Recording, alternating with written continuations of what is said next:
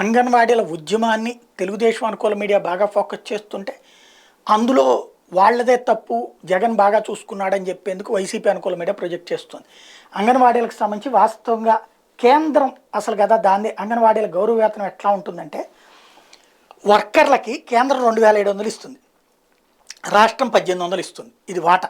ఇది కాకుండా అదనంగా రాష్ట్రం ఇస్తున్నది 7000, మొత్తం కలిపి 11,500 రూపాయలు. అది జగన్ వచ్చాక పెట్టినటువంటి. సహాయకులకి కేంద్రం వాటా 1350, దానికి రాష్ట్రం వాటా 900. ఇది కాకుండా అదనంగా ఇస్తుంది 4750 రూపాయలు, టోటల్గా 7000 రూపాయలు. అంటే కేంద్రం ఫిక్స్ చేసింది ఏంటంటే వర్కర్లకు 4500, సహాయకులకు 2250.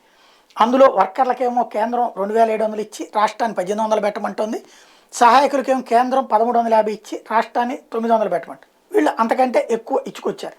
అది జగన్ రాగానే ఇచ్చారు. అదే ఇప్పుడు చాలానిది.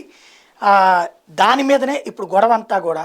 ఇంకోవైపున ఏడాదికి ప్రోత్సాహకాలు ఇచ్చాము, ప్రమోషన్లు ఇచ్చాము, వివిధ సంక్షేమ పథకాల ద్వారా అందించినటువంటి సహాయాల గురించి చెప్పుకొస్తుంది జగన్ సర్కార్. కానీ వాళ్ళ ఆందోళనలు అయితే విరమించేందుకు సిద్ధంగా లేరు.